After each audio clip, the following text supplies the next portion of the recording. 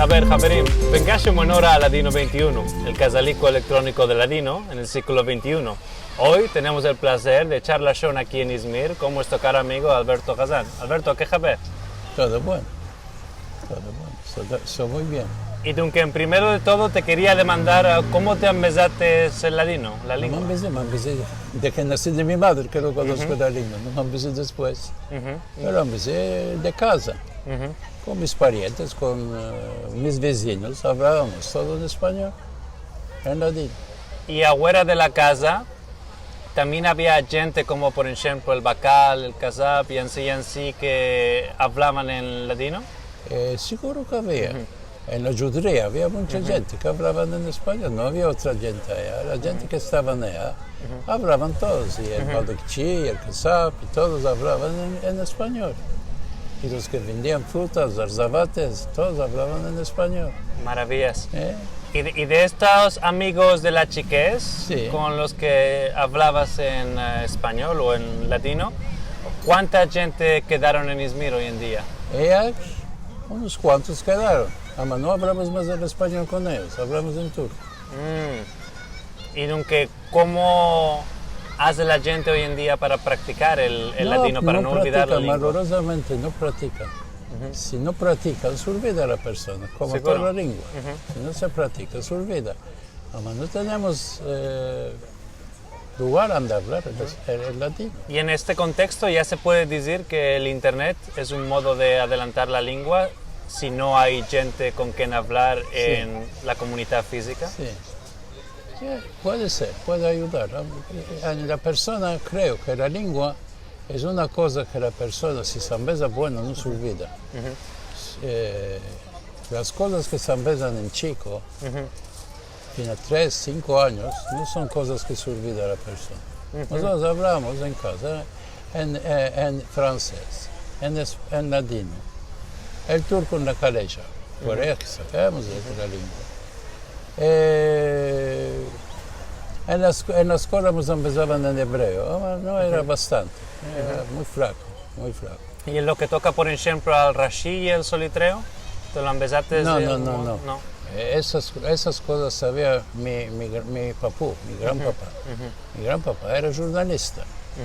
Aarón de Yosef Hazan era grande jornalista. ¿De La Buena Esperanza? ¿La Buena Esperanza? Seguro.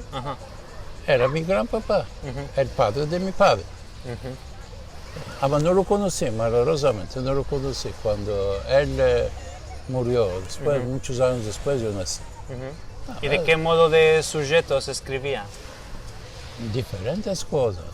Más mucho lo que escribía Aarón de Yosef Hazan es para aclarar la gente. Todo eso, hizo muchas obras. Lo que hizo una persona que no se puede comparar con ninguno. Dicen mucha gente, lo que fue Moshe Rabbeinu para los judíos fue Aarón de Yosef Hazan para la comunidad judía. Dios santo. Escuela para las hijas, laboró mucho, escribió muchas piezas de teatro, hizo el Ozar Dalim, muchas cosas, el hospital, las sinagogas, en todo el lugar era una persona muy laboriosa. Y en lo que toca a las escuelas y las sinagogas, seguro que los tiempos se tocaron mucho. Y por ejemplo, hoy en la de mañana visitamos diferentes sinagogas y la señora y otros. Y cuando tú eras chico, ¿qué modo de sinagogas había y cuáles visitabas cada semana y semana? Etz Haim. Allá fui, porque el Gizbar de esta quila era padre de mi cuñado. Fui allá. Teníamos aquí la muestra, era Talmud Torah. Talmud Torah, después fue un fuego, se quemó. Había mucha gente allá que fuimos a esta quila. Y ahora se trocó de nombre. Talmud Torah se quemó la escuela, era en el oriente de la escuela había la quila. Después se quemó todo, y la quila y la escuela, todo se fue. Después esa quila era la quila de mis parientes. Mi papá, mi oncle, todos fuimos allá a la quila. La Hebra Sí, era ajá. también una quila donde visitaba siempre, porque el profesor mío de hebreo era una persona un jajam muy bueno, Monsieur Morón, Monsieur Lia Morón. Una persona que tenía un corazón de oros. No vi una persona segunda como él. Se ayudaba a todos, ayudaba a los pobres. Una persona excepcional, muy buena persona. Fuimos allá. Allá nos empezaba mucho la Torah, cosas así nos empezaba. Aparte de eso, fuimos también a Bikur Holim. En Bikur Holim había el Mahaziket Torah. Cada Shabbat nos encontrábamos allá. Y nos empezaban cosas de la Torah, así, ¿no? Todas cosas en hebreo. Unas cosas que nos quedó siempre. Teníamos una cultura diferente de los que tienen ahora. Porque nuestros parientes nos tomaban de la mano, nos llevaban a la esquila. Rosh Hashanah, Kippur, todas estas fiestas. Éramos juntos con el padre que nos llevaba a la esquila y normal. Y así nos empezamos a ir a la esquila. Si no besan ninguno, no estaba. Porque es una cosa que si te vas a dar una esquila, no entiendes lo que estás mandando. Seguro. Estás hablando en hebreo. En hebreo no entiendes. Gente que ya no lo conoce. No conoce. Bueno, Se va a echar la shon. Hablas tino. sí. Y no es bueno cuando se hace una priera que hablan todos. Hablan de todo. Yo día de Kippur no me agradaba ir a la quila. Todos los pecadores vienen a la quila ese día.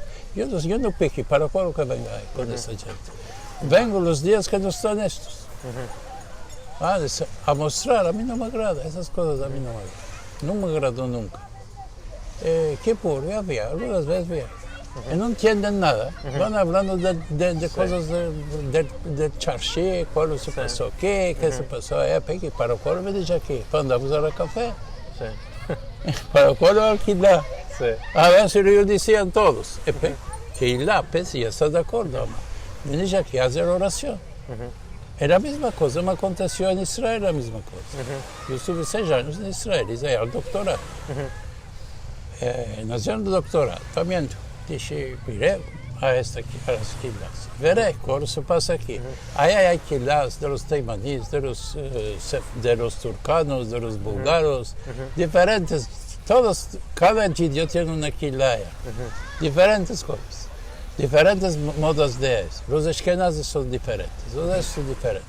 Esto fue una quila turca, un día de Kippur, fue allá. Y no había lugar, el estaba lleno. No se estaba sintiendo nada de lo que estaban haciendo. Me senté afuera. Y afuera, la gente estaba hablando, ¿cuál hizo tú hoy? ¿Cuándo te fuiste ayer? ¿Dónde te vas a ir mañana? Y le dije, para eso se viene a quila. No entendí. Sí. Dije, cuando empecé a entender un poco más en hebreo, como empecé el hebreo, tomaba una vez a mi sobrinico chico, que tenía 9 años. Le dije, ven, te llevaré una vez a la quila, noche de Shabbat, y ve, cómo es. Me lo llevé noche de Shabbat a la quila. Estaban mandando aquellos días, estaban mandando Shira Shirim Asher, Ushlamó. Hablando esto, empezó a decir, para eso es que me trujiste aquí.